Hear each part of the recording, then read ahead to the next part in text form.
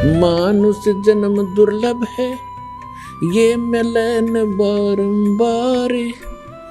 तरवर से पत्ता टूट गिरे, वो मोर न लगता डर।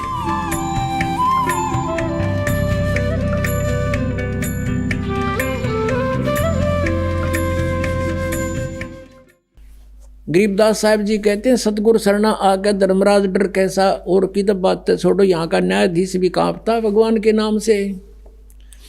एक बार कबीर परमात्मा गरीबदास जी को जब ऊपर लेकर गए थे सतलोक में, धर्मराज के दरबार में, उस न्यायाधीश के दरबार में पहुंच गए। और वहां जाकर के परमात्मा की देख के शक्ति को धर्मराज गद्दी छोड़ के खड़ा हो गया, अपनी सीट को छोड़ के,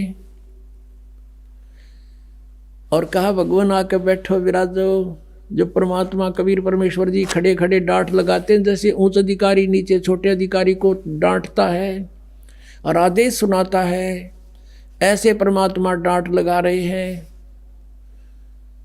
कहते हैं धर्मराज दरबार में दी कबीर तलाक, मेरे भूले चूके हंस को तू पकड़िए मत कजाक। अब धर्मराज ने बोला है, भगवान मेरी मजबूरी है, मेरे जैसे आपकी शरण में आने से पहले इसने बहुत से पाप किए होते हैं, उनका भोग तो मैंने देना पड़ता है प्रभु। तो परमात्मा क्या कहते हैं, कर्म भ्रम ब्रह्मांड के मैं पल में कर हूँ नेस, और जिन हमारी दुहाई दी सो करो हमारे पेश। कहते हैं तेरे इस यहाँ के जो कर्म है ये सारे मैं कैंसिल कर दूंगा। कहते हैं परमात्मा बताते हैं, जब ही सतनाम हृदय धरो और भयो पाप को नाश, जैसे चिनगारी अग्नि की पड़े पुराने घास। कहते हैं ऐसे नाश कर दूंगा इन पापों को मैं। तो उसी प्रकार गरीबदास जी बता रहे, सामर्थ्य है अपने परमात्मा की समर्थता के। काल डरे करतार से, फिर इस काल के पास गए थे, इसने भी नीची गर्दन कर ली और इसके सर पे पैर रख के परमात्मा ऊपर ले गए थे गरीबदास जी को। इसने उस 11वें द्वार को बंद कर रखा है।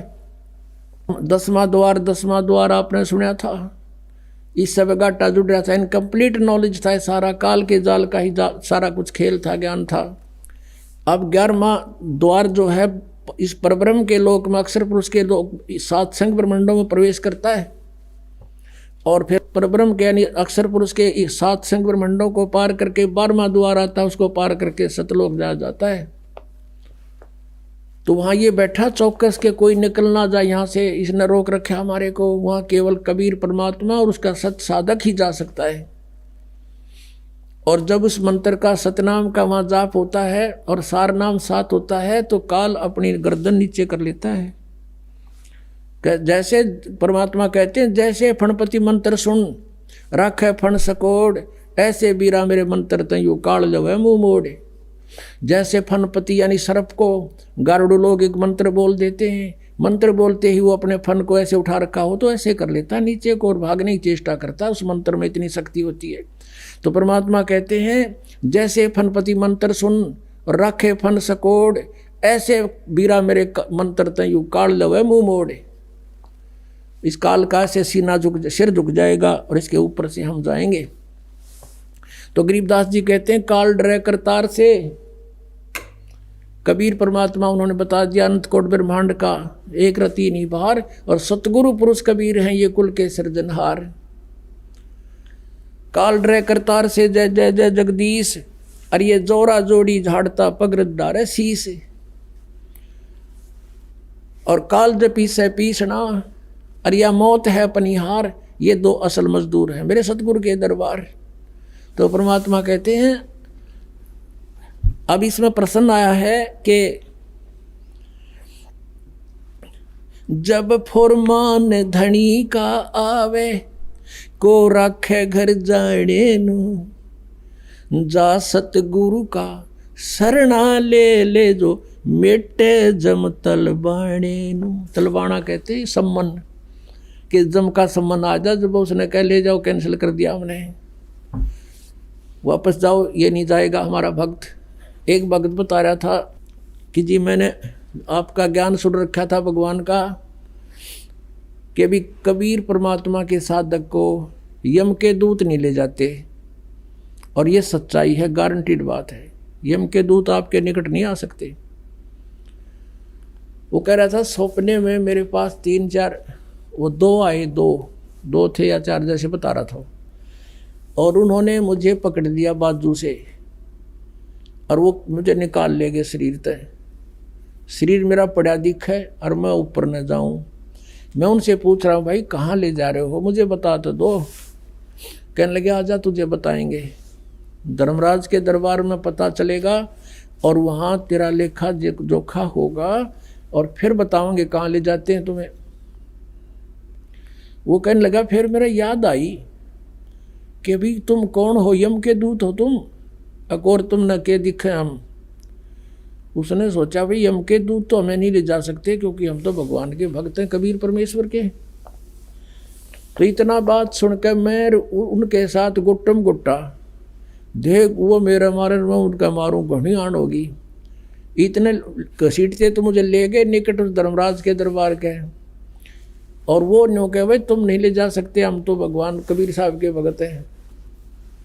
तो उनमें तो एक भेजा उन्हें भाई तुम पूछता कदे हम पट्टा खाम खा, ये इतना कॉन्फिडेंसली कह रहा है तू पता करके। धर्मराज थे वो गया वहाँ पर, उसने कहा महाराज के ऐसे ऐसे एक व्यक्ति जो आपने भेजे थे हम लेने के लिए, और वो तीनों का मैं कबीर साहब का भगत हूँ और तुम मुझे ले जा नहीं सकते, तुम्हें अलाउड नहीं है ले जाना, कैसे ले जा रहे हो। धर्मराज ने फिर देखा अपना बही खाता ने बोला रहा छोड़ आओ, इसने मरवाओगे वरना भी तुम। वो वापस आए, वो कहने लगा रहा छोड़ दो भाई, इसको नहीं ले जाना, आदेश है धर्मराज का, अब जल्दी छोड़ो। उन्होंने मैं छोड़ दिया, ऊपर तो पटक दिया बदमाशा न्यो का न्यो, और मैं न्यू उल्ट पुलट होता हुआ मरिया भाई। एकदम शरीर में प्रवेश हुआ और एकदम न्यू होया, सारा पसीना आ रहा, मुँह सूख रहा, और हाथ उठाऊँ तो हाथ उठे नहीं, पैर हिलाऊँ तो पैर हिले नहीं। कोई 5 मिनट के बाद मेरी गतिविधि शरीर की ठीक हुई। फिर मेरा याद आई रास्ते कट गई थी टिकट भाई, आज तो सचमुच मर गया था मैं, तो जो शरण में ना होता फिर वो बतावे। और पुण्यात्माओं फिर उसका दृढ़ विश्वास हुआ है कि भाई सचमुच जो शब्द आज तक हमने माल्य की महिमा सुनी वह सारी साची है। तो यहाँ क्या कहते हैं, जब फरमान धनी का आवे को रखे घर जाने नू। कहते कौन रोके उसमें, जब धनी का फरमान आओगा यहाँ के मालिक का। तो क्या बताते हैं, जा सतगुरु का शरणा ले ले जो मिटे जमतल बने नू। इस काल के आदेश को कैंसिल कर दे। जम जोरा जासे डरे मिटे कर्म के लेख। अदली असल कबीर है, अदली माने न्यायकारी, वास्तविक न्यायाधीश कबीर हैं और कुल के सतगुरु एक। बोलो सतगुरुदेव जय हो।